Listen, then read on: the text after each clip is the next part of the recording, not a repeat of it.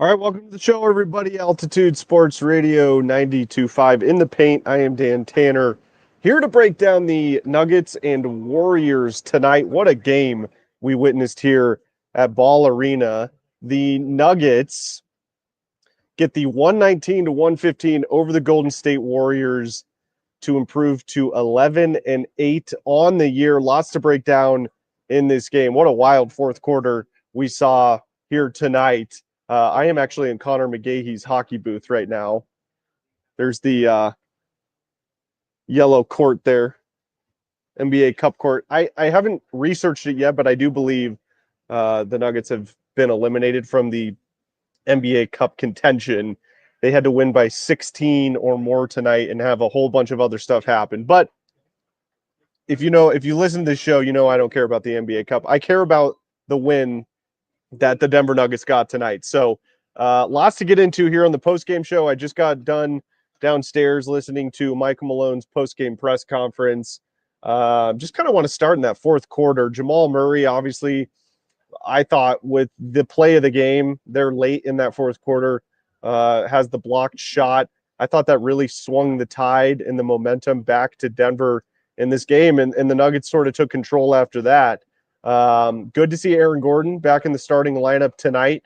He had a really just good Aaron Gordon type of game. It was pretty interesting, though, Aaron Gordon's game offensively tonight. He hit three three-pointers in the first quarter, and he only took three more shots the rest of the game. So he got involved on the offensive end early, and then the Nuggets sort of went away from him for the rest of the game. We did see Zeke Naji get first quarter minutes as the backup five tonight. Again, we're just sort of seeing Michael Malone mix and match and try and experiment with that backup five. And then we saw Aaron Gordon play the backup five in the second half. And if you're new to the program, you know I'm not a huge fan of that. It works, but I'm not a fan of that because they did that quite a bit last year with Aaron Gordon as the backup five in the second half of games, and I just think it's too many minutes for Aaron Gordon. So I thought it was interesting tonight that Michael Malone decided to play Aaron Gordon at the backup five, considering this is only his second game back from calf strain. But look, I will say this. I mean, it's the offense works much better with Aaron Gordon as the backup five than Zeke Naji or Dario Saric. So it's working. I understand why Michael Malone is doing it. I just don't think that's a recipe for success for the longevity of the season. I don't think that's something that this team should be doing throughout the year because it's just too much on Aaron Gordon's plate in my mind. I mean, we saw it again at the end of the season last year in the playoffs. This team was dead. Aaron Gordon specifically. So, but hey, I mean, it's still pretty early on in the season, and the Nuggets do have a bunch of time to get this thing figured out. So it worked out tonight. Now, the Nuggets had to win this game. No Draymond Green tonight for the Warriors. He is dealing with a calf strain, and that's the anchor of a Steve Kerr defense, is Draymond Green. So if the Nuggets didn't get this game tonight, that would have been a major blow to not only the record of this team, but the psyche, not being able to, on your home floor, beat the Warriors with no Draymond Green. I thought the Nuggets did a pretty good job tonight on Steph Curry. In fact, he had 24 points, pretty good, and he was a +5, but he only shoots 8 of 23 and 4 of 15 from beyond the arc. I mean, if you can hold Steph Curry to 4 of 15 from beyond the arc, you've got to win that game. And look, this was a really close battle throughout. This was a really just sort of interesting game, how this kind of played out. I mean, I know basketball kind of in general is a game of runs, but this game tonight was the epitome of that. I mean, it was run after run after run, back and forth the whole game. The first quarter, Denver led 33-31. The second quarter, Golden State wins that quarter 26-24. The third quarter, the Nuggets win that quarter 33-28. And then the fourth quarter, the Warriors win that quarter 30-29. So, I mean, this really was a just classic example of NBA basketball being a game of runs. But the Nuggets had the run at the end of the game that ultimately won them this game. And Michael Malone just got done talking about the Christian Braun dive there at the end to get possession of the ball. He did try to call a timeout. I guess the refs didn't see it. That would have been a foul. So, and Michael Malone actually mentioned that in his post-game presser. He's like, yeah, Christian Braun, I hope there was a still frame of that after he didn't call timeout. Obviously, Coach Malone was saying that in jest, but what an effort play from Christian Braun. And, that's what you get with CB. And honestly, I think a lot of that is the Russell Westbrook effect. How many times a game have we seen Russell Westbrook diving on the floor? We saw it multiple times even tonight where Russell Westbrook was diving on the floor for loose balls, and that was a big moment in this game. So that was encouraging to me to see. Like, I've been a little questionable on just how locked in the Nuggets have been to start the early season. But plays like that, like we saw tonight, is a very good sign that they could be turning a corner, just as far as mentally turning a corner and being really locked in. So excellent win tonight. Nikola Jokic was outstanding again. He did play 40 minutes, which is a lot. In fact, in that fourth quarter, the Warriors started off on a pretty hot run there to start that fourth quarter, and Joker had to come back in with like 9 minutes and 20 seconds to go in that fourth quarter. Typically, Malone likes it to be around the 7.5, 8-minute mark. I know it's not that big of a difference, but throughout the course of a season, those extra minutes can add up. And Joker at 40 minutes, I mean, he's averaging close to 40 minutes a game this season. It's just, again, I don't know how sustainable that will be for the longevity of the season and into the playoffs, because my whole point this year is for this team to be as rested and healthy as possible come playoff time. As long as they get a top 6 seed, I'm okay with that. I don't think they need to scratch and claw for a top 3 seed like we saw last year. They can win a title as a 6 seed. They have the talent to do that. So it's just interesting to see kind of how this is played out after the ending of last year, how many minutes Joker's played. But look, I mean, again, I don't blame Malone for that, because they need him to be playing that many minutes. They don't win this game tonight if Joker doesn't play for all 40 minutes. There's no doubt about that. So a reminder to text in your comments on the comment chat. I want to get you all involved on the show. I'm seeing a lot of Nugalanche. Grim Maggot, appreciate you listening. Yeah, what was the better comeback tonight? Scott Hastings actually just asked DMAC and I that in the media room after Coach Malone's presser. I mean, it was the Avalanche. They were down 4-0 after the first period and end up winning 5-4 with 4 goals in the third. That was sweet. But the way this game played out here tonight was really entertaining and fun, and it was just a seesaw battle. So it was much different than the Avalanche game there in Buffalo played out. That was just a bludgeoning by Buffalo in the first period, and then the Avs came back in the third. This was just back and forth all game. But like I said, the Nuggets end up getting the last run at the end of the game there, and Jamal Murray's defensive stop block there with just a minute or so to go, I thought was massive. And look, the Warriors were targeting Jamal Murray pretty much all game, but really every single possession the Warriors had tonight, they were going after and attacking Jamal Murray on the offensive end when Jamal was on defense. And I thought Jamal handled it pretty well. I've been critical of Jamal Murray's defense so far this year. I don't think he was excellent by any means on the defensive end tonight, but he made the plays when it mattered late in the game. And Coach Malone was asked, like, what sort of advice do you give players who are being pinpointed by another team on the defensive end? And he's like, take it personal. And it kind of looked like that's what Jamal did there late in the game. He took it personal. And Steph Curry, I mean, it was a pick and roll machine tonight, especially in that fourth quarter. And they were getting Steph matched up on Jamal Murray the entirety of that fourth quarter. And I thought Jamal actually did a pretty decent job on that. So great stuff. All right, let's go through some of your comments here. Let's see. A lot of Avs comments. I know Spring and Raj were on a little bit ago, but great stuff. Kevin, hey DT, what's up, Kevin? Appreciate you listening.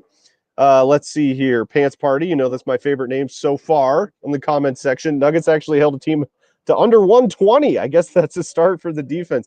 Yeah, Malone talked before the game about the problems he's seeing on the defensive end right now are just the connectivity issues. They're not playing as a single impenetrable unit. And we saw a little bit more of that tonight. I still think the Nuggets can do a much better job in that area. I will say this. It helps having Aaron Gordon back. He is an elite defender. And he is really, in my opinion, the anchor of the Nuggets defense. So it's great to have AG back. I think that's going to help significantly on the defensive end. And he kind of showed that tonight. It would have been interesting to see how this game played out if Draymond would have suited up and played. Because there were stretches throughout this game where the Nuggets kind of got into lulls offensively.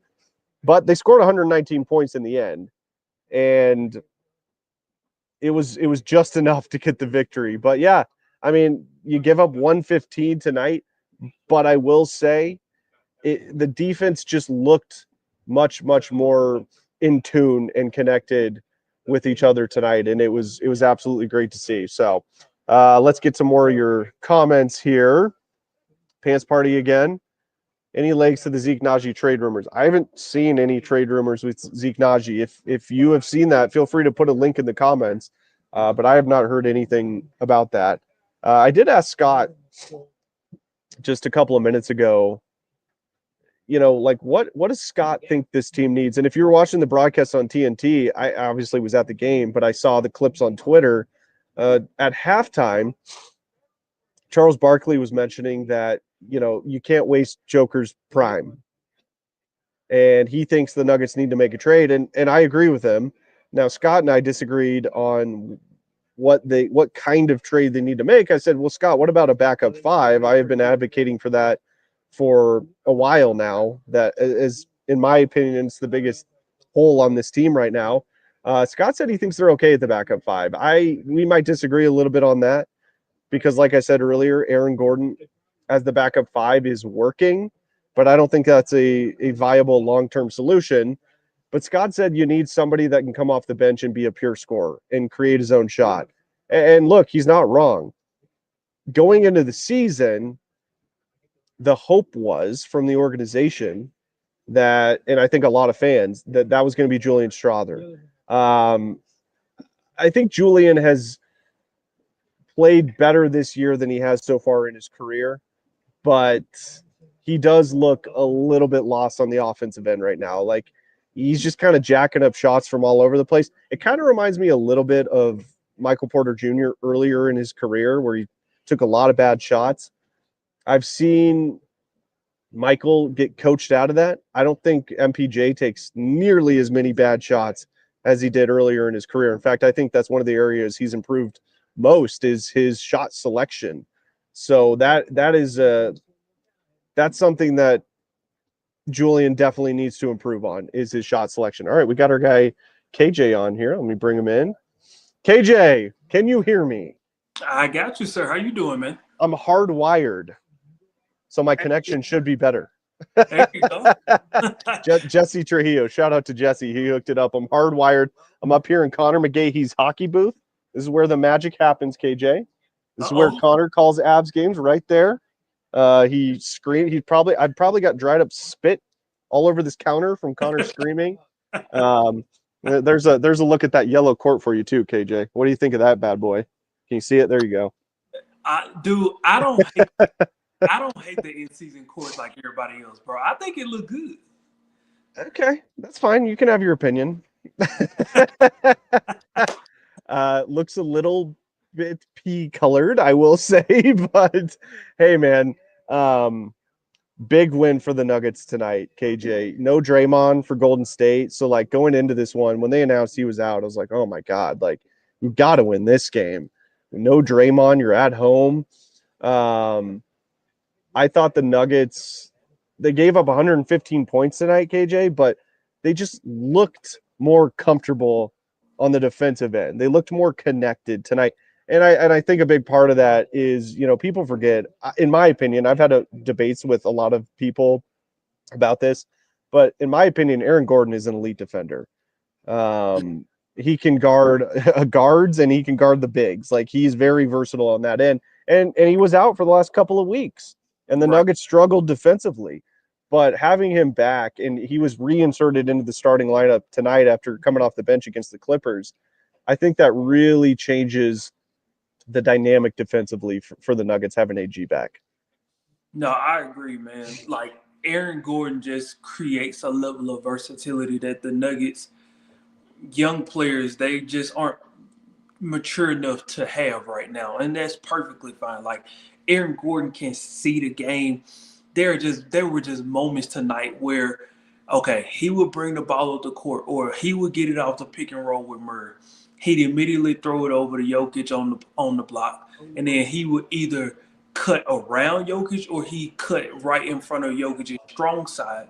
Jokic would right over his head, right into Aaron Gordon's pocket, and he would boom, just dunk it. Like, it's little stuff like that where Aaron Gordon just knows when to cut, when to move, and it's not like Jokic always having to like kind of lead them off where it's like, okay, Jokic trying to, like with his eyes trying to move the player and the defender at the same time. Like, Aaron Gordon just allows them to do so many things offensively. Then defensively, there's nothing he can't do. There's nothing he can't. There's nowhere he can't go on the defensive end. That's what makes Aaron Gordon so great, man. Just Aaron Gordon understands what it means to have a high basketball IQ, and he executes that through and through. Yeah, I mean, he's such the perfect complementary piece to Nikola Jokic. He knows, what's crazy, KJ, and I've talked about this before, but like, I remember the first game Aaron Gordon played for the Nuggets after the trade with the Orlando Magic. Like, it was a seamless transition right off the bat. And to your point, I think they obviously both have very high basketball IQs. And that's also something that was missing over the last couple of weeks. So those little dump off pocket passes where Aaron Gordon, it got the lead down to 3, I believe, for Golden State on an AG dunk from a pass from Nikola Jokic, just like you were talking about. Now, here's what's concerning to me, KJ, because the two-man game that Joker and AG are so good at is obviously still rocking and rolling. But where's the two-man game with Jamal Murray and Joker? Like, it's not there. And it almost looks like Jamal is just like not even willing to play the two-man game. I don't get it. And it's not only that Jamal has struggled like with the shot and just offensively in general this year. Yeah. But the two-man game has just disappeared. I mean, that's something I just really can't wrap my head around. No, man, Dan, I've been watching the same thing for the last few games and obviously for the entire season like everybody else. But my biggest thing is I think Jamal Murray has become so dependent on the two-man game that when he doesn't have it, I think he's limited offensively. And I think we're kind of seeing that in real time. I think Jokic is being asked to do more, which means that because he's forced to get he is more players. 40 minutes again tonight, KJ. 40 again. Dude, it is driving me crazy that there's That's too much. Dude, there's no one off the bench they can call. No one. I know. It's ridiculous. And so with Jokic being forced to have to be the stagger between, he has to be the superstar with the first unit, and then the mega superstar when he's forced to be snatched back into the game with the second unit. He's got to come regain the lead that the second unit lost. Exactly. You know what I'm saying? Dude, the second unit, we'll have that conversation in just a second because I got words for the second unit. But all right. Get to this two-man game between Murray and Jokic, Murray has to understand that it only works if he is also giving his all when it comes to scoring. You cannot wait on another man to put you in position to score when your number one attribute is to score the basketball. Like he is one of the best scoring point guards in the NBA, but his dependability on Jokic is starting to become unhealthy. Like for the first time, this is the first time we've been able to say this. Michael Porter Jr. does not depend on Nikola Jokic anymore, but Interesting. I never thought of Jamal it that way, Murray but is you're depending right. more on him. Yeah, Michael is really that's a good point, KJ, and I haven't really thought of that. Like Michael definitely has sort of graduated or evolved into a guy that can pretty regularly get his own shot. I Yeah, mean, he should be. He's 6'10", almost 6'11". Like he should be able to do that. But you're right, absolutely, and that's what's so weird with the two-man game between Joker and Jamal. And you brought up like Jamal, if he's struggling scoring, he kind of goes away from the two-man game. It's like, well, you would think that he would be even more willing to run the two-man game with Joker if he's struggling to create his own shot. And I just haven't seen that so far this year. Like that's what I can't really wrap my head around right now is where did the two-man game go? That's what won this team a championship, KJ. Like, how do you get away from that? It doesn't make any sense. it doesn't, man. I think a lot of it has to do with as I think, and again, this is what I call the Russell Westbrook effect, where Russell Westbrook he does so many things good that I think it could make other players like kind of overthink. And I really believe this in my heart, man. I understand if other people don't, totally fine. I believe in my heart that Russell Westbrook's apex predator mindset, his A-type personality, I think it makes other guys struggle with who they are deep down inside because when a real alpha steps into the room, you know who the betas are right away. And I think there's a moment where we're experiencing some conflict. Not anything that Russell Westbrook is doing wrong necessarily, but I think he is drawing to the surface who's the real alphas and who are the real betas. And I think guys are kind of having some soul searching moments where they're like, I need to figure out who I am if I'm going to be all that I can be.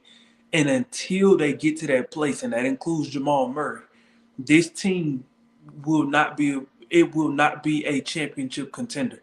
Russell Westbrook is in his mid to late 30s.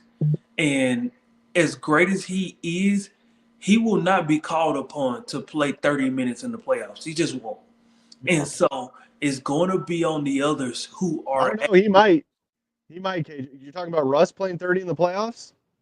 I mean, I get what you're saying, but man, I could see him playing 30 minutes a game in the playoffs. You know why? Because Malone trusts him. I agree, but at what point do you see what you got in Christian Brown? You can't keep shoving Yeah. Christian Brown to the side all the time. I guess that's my problem with Malone is this innate desire to want to just shove Christian to the side and say, just Well, give and the me young guys in general, right? Young sure, players in general. Yeah. sure. No, I agree. I mean, we've seen him time and time again. If that young player isn't doing what he wants him to do, he'll just put him down. He'll just sit him down. He'll just push him to the side, and it kind of drives me crazy, man. And it all kind of comes back to the fact that if you're Jamal Murray, man, you got to do. I don't know. Maybe he needs to like fake an injury for like 2 weeks or something because he needs to do some soul searching, bro. He needs to go figure out. UFC fight. Hey, listen. He needs. Oh, my Hey, plane got delayed. I can't make that's it, what I'm guys. saying. Sorry. Hey, like he needs a UFC fight that's like down in Brazil or something, Yeah, where he there you can be go. like, "Oh man, gosh, man, my plane. Yeah. I've made several calls. I can't get back to the I lost U.S. my passport. Lost my passport, guys. Sorry, guys." Yeah, going back to your point about like the alpha in Russ, I won't say who, but I do have a source close to the organization, not within, but close to the organization, that has said it is a definite possibility that Jamal was not super happy with the addition of Russell Westbrook, and I think for the very reason you mentioned, KJ, he's an alpha. Talking about Russ, Mm-hmm. and you know what's weird is like over the past 5 years, at least the way he played, like we'd always say Jamal has that dog in him. You kind of thought that Jamal was that guy, right? But now that Russell Westbrook's here, it's kind of showing his true colors a little bit. And look, I'm not trying to be super harsh on Jamal. I'm not. But I have heard rumblings that it may have hurt Jamal's ego a little bit that Russell Westbrook was on the Nuggets. And Russ and Jamal have gotten into it in the past when he was playing for other teams. Yep. But Joker wanted Russ here. It was Joker that ultimately the team came to and said, hey, it was really Joker kind of saying, hey, we need this guy. He can help us. So that's what's just, you always wonder if like a scenario like this happens, what's the response going to be from Jamal specifically? And right now it's sort of turtling, not, like puffing your chest out and saying, no, I'm the alpha. That's what's been odd to me as well this year is seeing Jamal, because like I said, over the past, 5 or so years, at least the way he's played and there's been a lot of moments and a lot of games where Jamal has been the alpha on this team and that had that dog mentality. But now with Russ here, we're sort of seeing a different variation of Jamal Murray, and that is something I was not expecting to see this year. No, me either, man. I think Jokic and the rest of the organization, I think they had the best interest at heart. I think they just wanted someone who was about as close as you were going to get to Bruce Brown. And I think what they failed to realize was, on the court, he's like Bruce Brown, but off the court, he's still Russell Westbrook. And he's going to talk that talk. He's going to curse guys out. And he's just going to let you know how he really feels. And at the end of the day, when you're dealing with a young team with a mixed bag of personalities that the Nuggets do, if Russell Westbrook is the one that's if he's the straw that's stirring the drink on and off the court, I don't know, man. I don't know. Like, I understand people saying last week, and I know several people at our station that took the stance of if you don't have, alpha guys as your leaders between Jokic and Murray, then it's not the end of the world. You won a championship with them. I mean, look, man, at the end of the day, like who stirs the drink matters. And I'll just without saying too much, I'll kind of leave it there. I think who stirs the drink matters. Well, and KJ, you're right, especially off the court. And I know you're right because Coach Malone has said this. He said, I think it was after the Knicks game. He's like, Russell Westbrook's really the only real leadership I'm seeing on the team right now. And he called out Jamal and Nikola Jokic specifically. Yep. So, and that's more, I think, off the court kind of stuff. But, on the court, I'll say this. Is there any loose ball that Russell Westbrook's not diving for? Is there any sort of hard foul he's not willing to take? Nope. Is there any time he's not willing to drive it into the lane and take a hard foul? Like, I haven't seen that. And we saw it rub off a little bit on Christian Brown tonight. I mean, the Superman dive towards the end of the game where he tried to call timeout and the Nuggets are out of timeouts and the refs didn't see it, thank God. Malone had a little bit of fun with that in his press conference as well, KJ. Hey, it's just, he was having fun while on the flip side, Steve Kerr was just losing his stuff in his press conference. Well, it's funny because I saw people on Twitter talking about that, KJ, but I didn't see that because I left as soon as the game ended. I went downstairs to go get Malone. So they showed that on TV, I'm assuming. Yeah, it was on TNT. Okay, so I would be interested to kind of wonder, was there something specific like at the end of the game that happened, or was this just Kerr kind of mad about the officiating overall? Like, I don't even know really what he was so upset about. Well, he was upset because of the fact that he motioned for a timeout and there wasn't anything done about it. And so he was pulling towards the officials, even in his post-game presser where he was like, what's happening? What were they looking at? And he just wanted an answer, and nobody just really had a clear answer for me. So he was so the Warriors get the ball with 14 seconds to go. Is that when he was looking? That's really interesting because I'm sitting here watching the game live and I'm like, wow, they're not going to use, because they had one more timeout. I was like, wow, they're not going to use the timeout here. Interesting. They're down Yep. 4. Like, why wouldn't she? That's it. I did not see that. I didn't see Kerr. So Kerr was trying to get the timeout and they either didn't give it to him or they didn't see it. Right. Yeah. So it was that, Wow. that, and then combined with that, obviously, was the Christian Brown situation. So he was just frustrated with the refs all the way. With him trying to call timeout. And yeah, well, that's a little bit more understandable. Oh, man. That is great, though. That is great. Look, Steve Kerr's had a bunch of success. I'm not a super fan of his personally, but I mean, he's a great coach and he's got great players. But KJ, how about this, dude? Steph Curry, 4 of 15 from beyond the arc tonight. Wow. He did, like I said, he ended up with 24 points, but 4 of 15. I mean, shoots 8 of 23 overall. But to give Jamal credit, man, that fourth quarter, they were attacking Jamal Murray in the pick and roll to get Steph matched up on him. I mean, every single possession in that fourth quarter, they were attacking Jamal Murray to get Steph Curry matched up on him. And to be honest, and we've talked about this, I think Jamal's been their worst defender, at least of the starting 5 throughout the year. Didn't have a great game defensively tonight again, but he damn sure made a play there at the end of the game with the block shot that I thought really swung the momentum. So kudos to Jamal to sort of keeping his head in the game and producing a big turnover on the defensive end. And it felt like to me, KJ, that really sort of swung the momentum permanently back in the Nuggets' favor. No, I agree. I mean, that play alone, you could almost say won the Nuggets the game because who knows what happens if Kuminga is able to, get that dunk, and so that's my biggest thing with Jamal is, if that's going to be your new role where you're not scoring 23, 25 points a night, but you're making little defensive plays. I mean, I don't love it because your number one job is to score for this team, but if formula, do you think they can win a title with that formula? Jamal scoring, what do you have tonight? 12 points, 4 of 12 shooting, but makes a big defensive play. Well, it's possible. Let me ask you this, and I don't think they can win a championship with that formula. Listen. When you got Nikola Jokic, I'm not ruling out anything. I'll start there. But I'm glad we organically got to this point because I've been wanting to ask you this, Dan.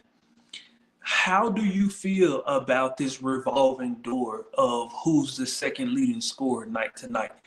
Because I think that's okay for now, but I think once the calendar changes over to 2025, I think that could become a little bit of an issue.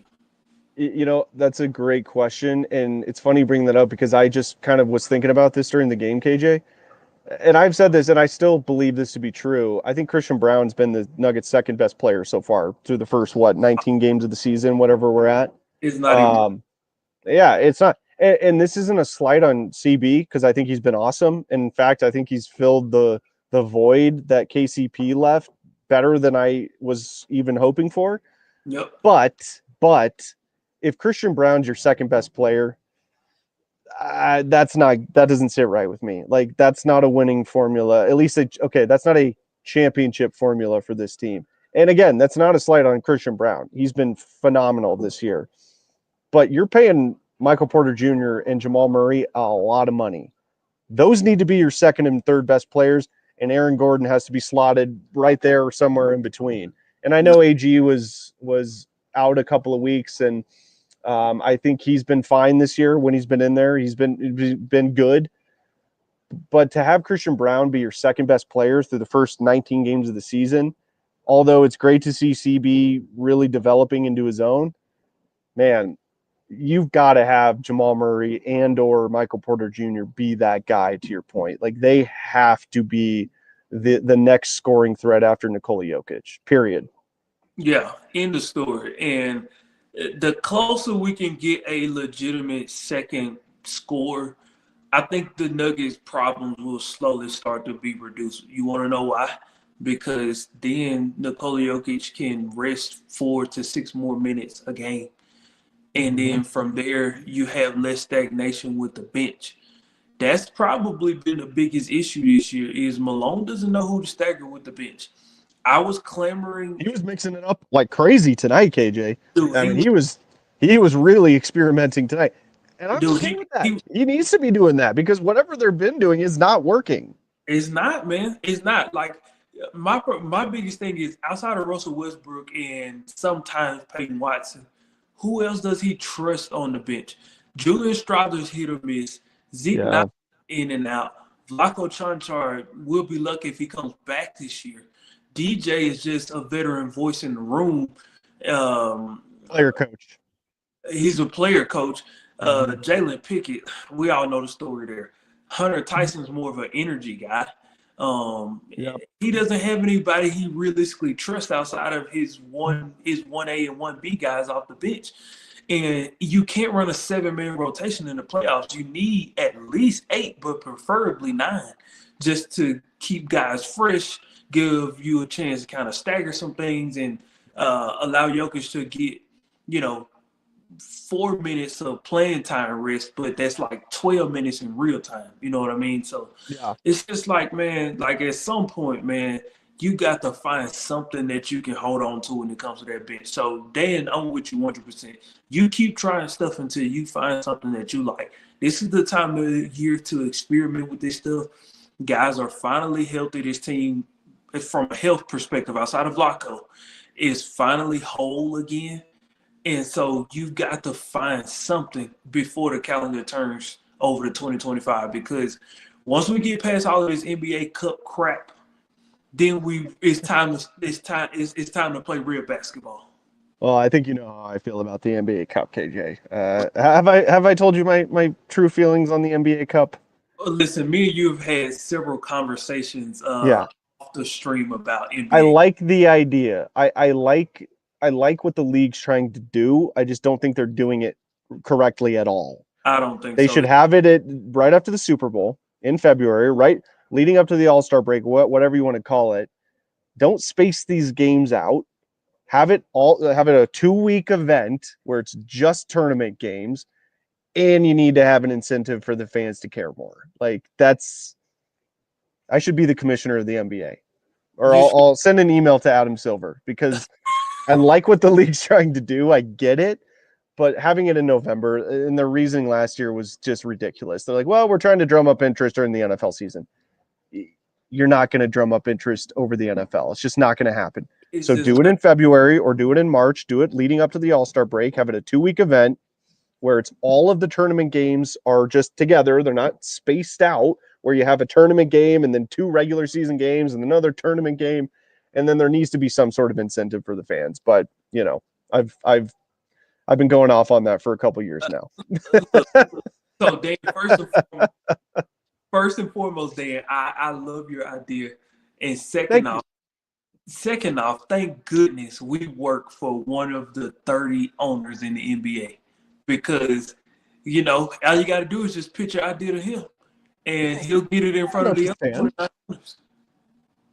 I bet you Stan would agree with a lot of my ideas, actually. I would agree. I don't see why not, dude. You've done a great You win the tournament, you're a top 6 seed, guaranteed. Boom. Hey, if you're fans out there, if that's how this worked, if you win the NBA Cup, your team is guaranteed at least a 6 seed.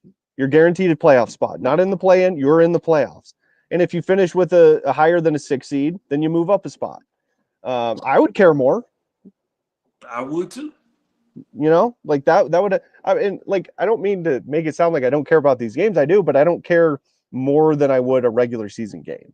That's all I'm saying. But last thing for you, KJ. So your point about the 7-man rotation in the playoffs, I mean, you're right. That's not going to work. In fact, it was an 8-man rotation their championship year with Bruce Brown, Jeff Green, and why am I forgetting the last guy? Who was the 8th man? I can't remember. Christian Brown. It was Christian. He's been such a good starter now. I forgot that he was coming off the bench up until this year. So, but yeah, you're right. So let me ask you this. Now, I will say we talked a little bit earlier. You mentioned earlier that Coach Malone, and you're right, he's had a propensity throughout his tenure here in Denver to not really like to play young guys. I will say he's definitely been more lenient with some of the younger guys so far this year. We've seen Hunter Tyson get some run. Zeke Naji got into the first quarter tonight. I mean, he only played just over 5 minutes, and it didn't go great.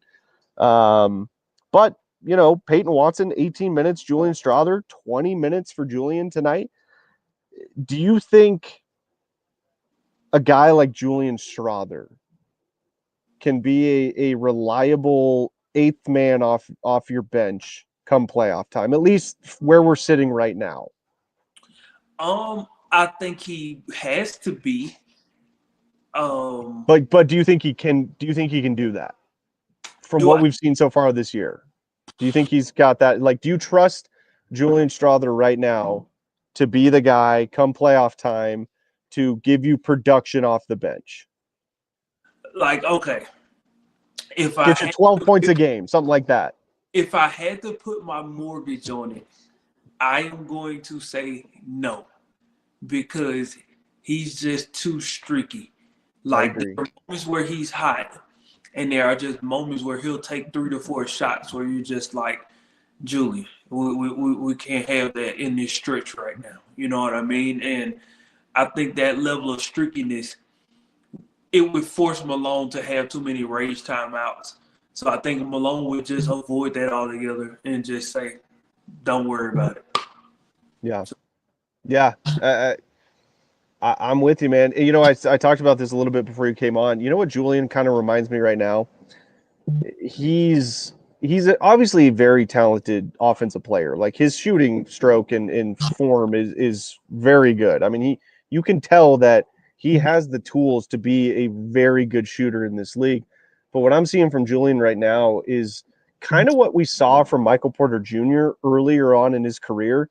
His shot selection is not good right now. In fact, there was several shots tonight where I'm sitting up here like, oh man, like even before if you saw it go in or not, it just didn't look right. That's where I think he really needs to improve, is the shot selection. And Michael Porter Jr., I think this year has been much better in that area, shot selection. So he has improved in that area. That's where I think Julian needs to grow from here moving forward. No, dude, I couldn't agree more. He has grown exponentially in that area. So I just think, all he has to do is just keep going, man. And I think if he looks at how MPJ has gotten better with his shot selections, then I think that should be inspiration as he goes throughout the season to say, hey, one more pass, or instead of me taking this 30-foot three, it's okay to step in a little bit, or drive. Don't be afraid to drive to the basket. And I know his biggest thing is, he just wants to make sure he's getting the highest percentage shot possible. Well, there's no higher percentage shot than going to the lane and getting fouled. You know what I mean? Like, if you put your head down and you're going in there with intentional force, force them to have to make a call. Christian Braun does it, gosh, at least 5 times a game. So more this year too. He's been getting to the rim more. So, all right, we got DMAC on here. DMAC, you got us? I don't mean to interrupt. KJ, can you hear me? No. Yeah, we got you, man. Okay, I can't hear Dan because of this technology, but I can hear you. I'm hardwired. KJ. So I don't know if you want to talk to me or not. I know, Dan, I feel so bad, and Dan got everything working, and it probably will click in any second. But right now, I can only hear KJ. So take it away, KJ. unless you want to just put me in the waiting room. We're waiting for Jokic. Jokic hasn't spoken yet. All right, DMAC doesn't have me. KJ, you got any questions there for D? Where is DMAC right now in Ball Arena? Well, hey, DMAC, Dan wants to know, where are you in Ball Arena right now? I am in the Altitude TV green room. I mean, this is like where Vic Lombardi gets pretty. This is where it's makeup, and he has like 6 people waiting on him, and he gets his Italian suits fitted, and there's free drinks and caviar. This is where the foo shishi of Altitude TV actually get ready. They're gone now, but so I'm right next to the media room. Man, you know what? Let me tell you a quick funny story while you wait on Jokic. So I was helping out as like a production assistant with ESPN back in 2019. And I'll never forget, like, I didn't know anything about Ballerina because, I mean, look, at that particular time, I'd only been in Denver maybe 6 months. And I'll never forget, man, I almost stepped into the Altitude TV green room. And I could just, as I was like almost going into the wrong room, you could just see the people getting quiet in the Altitude TV room. And they're looking at me like, who is this guy? And I'm like, I went too far. I went too far. So I turned around and went back to the truck. And I was like, let me just take a seat for a little while because obviously I don't know what the heck I'm doing. KJ, if you walk with a purpose and a clipboard, you can get anywhere. And again, I'm sorry that I don't have Dan. Let me just give you a brief synopsis of what's gone on, and then I'll get out of here and I'll wait for Jokic. But Michael Malone was very pleased with his team today and their defensive effort, and he pointed out Christian Braun like laying out like Superman, or as Scott Hastings told me, like Dennis Rodman with that famous photo back in the day, laying full out. Like that's the epitome of the effort that he wants to give. Pre-game, he spoke about how defensively they were 30 out of 30 in their last 5 games. 30 out of 30. The worst defense in the league was the Denver Nuggets over the last 5 games, and that was a huge point of emphasis. And while Jamal just didn't have a great shooting night, and hey, I don't know when he's going to have a great shooting night, but there was other ways that he was contributing, including a huge defensive block late in the game. And then Nikola was Nikola, of course. He's just so rock solid. So this is a really good win. And he said he went over minute restrictions on Aaron Gordon because they needed to win this game. And that was a point of emphasis. Meanwhile, Jamal came in. Jamal was actually in a pretty good mood overall. It's really interesting. When Jamal has a subpar game and not really his best, usually in a media setting, he's great. It's when Jamal plays great that he comes in and is like, of course I'm great. Duh. But like when it's not like that, it's a little bit more mellow Jamal. And he spoke about how communication on defense was the key, and they needed to be better on that. So there's a belief that there's things that they could do to be better defensively, and a sense of how important this game was because they go on this. Well, they're not on the road for all 5 games, and I believe you guys may have who they're going to play when they fill in the gaps there with this cup thing that they're doing. And I think that may even be out. I think they play the Clippers like again, something like that. So overall, this was a really meaningful win for the Nuggets. And I'll tap out at this point. I'm sorry, Dan, I couldn't hear you, but I'll go back and see what Jokic has to say. If you guys are still on, I'll come back. If not, have a great night, but really, really good win for the Nuggets. Thank you guys. You're the best. Mwah. See ya. All right. There he goes, DMAC.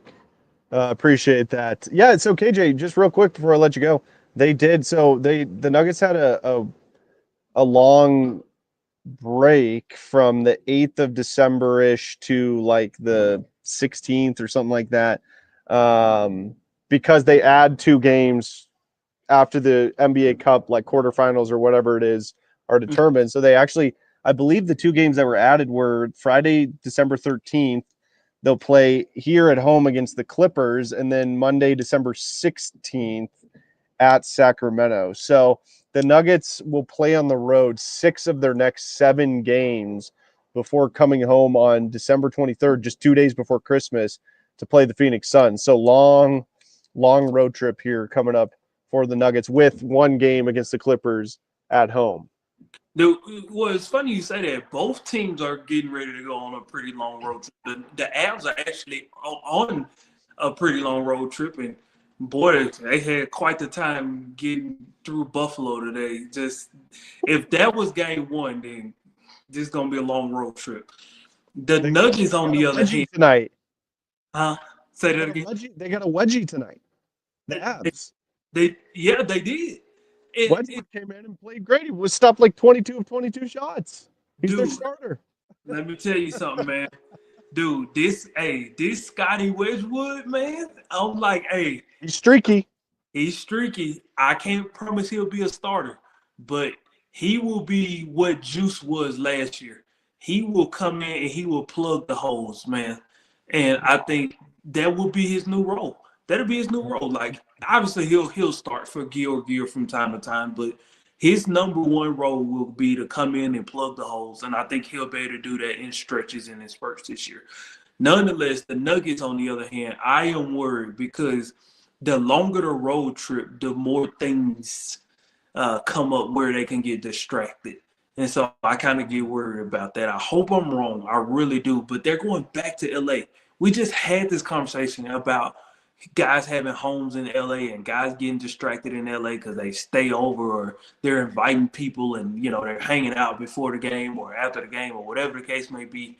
The longer the road trip, the more things just run the risk of happening. And I get nervous. So. More UFC fights there are happening during those times. All right, KJ, I lied. Last thing here. Question for you and all of our listeners. Bigger issue right now, Avs goaltending or the Nuggets bench? What's a bigger issue? Man. Let me ask it this way. What's an easier fix? Avs goaltending situation or the Nuggets bench? Lack of scoring and production off the bench. Yeah, give me the Nuggets bench. Give me the Nuggets bench. So I think that can easily be resolved by simply Russell Westbrook knowing who he can trust. And then at the end of the day, just the bench has to keep the tempo up. It's their job to keep the tempo up when Jokic is not in the game. When Jokic is in the game, everybody knows it's super calm, super mellow. If you decide to, exactly, it's just like, hey, you know, if you decide to run, he'll find you. But if you don't want to run, don't worry. We'll just run our typical Nuggets half-court offense. Yep. There's no excuse why the bench shouldn't be running. I think once they get that in their heads, they'll be perfectly fine. I think that'll be their best bet. They've got to learn to run because them trying to execute a real half-court offense is not realistic. Execute the half-court offense by reigniting the two-man game between Jamal Murray and Nikola Jokic because it's disappeared, man. Like, what happened to that? Well, it's gone. It's wild to me what's happening. Well, listen, I think it can be rekindled. Let's start there. But I think a lot of the two-man game is just Jamal Murray, like I said earlier, I think he's become too Jokic dependent. And for him to be the second guy on this team, I think that's really, really, really dangerous. And when you combine that with the fact that you can see Malone trusting Russell Westbrook day by day, minute by minute, more and more, I think it kind of have other guys on the edge of their seat just a little bit. And you can kind of see it in moments and in spurts where guys are like, I'm pressing, you know, because I got to make my moment right now or else, you know, Malone will just go to Russell Westbrook. And there's a little bit of all of that factored in right now. And I think guys just got to settle into their roles. I think guys just got to kind of come to the realization that I can't be too focused on who is coming after me, who's playing beside me. None of it matters if I'm playing like absolute crap. So, by the way, KJ, I got to show you this. They're breaking down the court right now. Mm-hmm. The Avs and Nuggets are both on the road for a while, so they must be having a concert or maybe the Mammoth play. I'm not sure. I'd have to look at that, but I just thought I found that interesting because I'm sitting here watching them break this down. I'm like, what are they breaking this down for? There's no games here for a while, so interesting. Hey, KJ, great stuff, man. Appreciate you jumping on, and we'll be back at it in just a couple of days here. Big road trip coming up for the Nuggets. We'll see what they can do. Thanks, man. Hey, man, appreciate you, man. All right, there he goes, our guy KJ Granderson, as the Nuggets get the huge victory over the Golden State Warriors here at Ball Arena tonight. 119-115 is your final. The Nuggets improved to 11-8 on the year, and like I just said, tough start to the road trip. Cleveland on Thursday at Cleveland. Let me check the standings here just real quick because obviously Cleveland got off to a 17-0 start to start the season. They're 19-3. They're atop of the Eastern Conference, followed by Boston, Orlando, and New York. So not an easy start to the road trip for the Denver Nuggets, going to Cleveland against the team with the best record in the NBA right now. But after that game, it does lighten, the schedule lightens quite significantly. You go to Washington, to Atlanta, back home against the Clippers, and then to Sacramento, to Portland, and to New Orleans. So this, other than the Cleveland game, the next 7 games before the game against the Phoenix Suns here at home on December 23rd, very winnable stretch for Denver. And I think this is a really good opportunity for them to stack up some wins and climb up the standings. But that's going to do it for the post-game show tonight. Everybody, thank you so much for listening. And we'll be back at this thing coming up on Thursday for the Nuggets matchup against the Cleveland Cavaliers. Have a great night, everybody. See ya.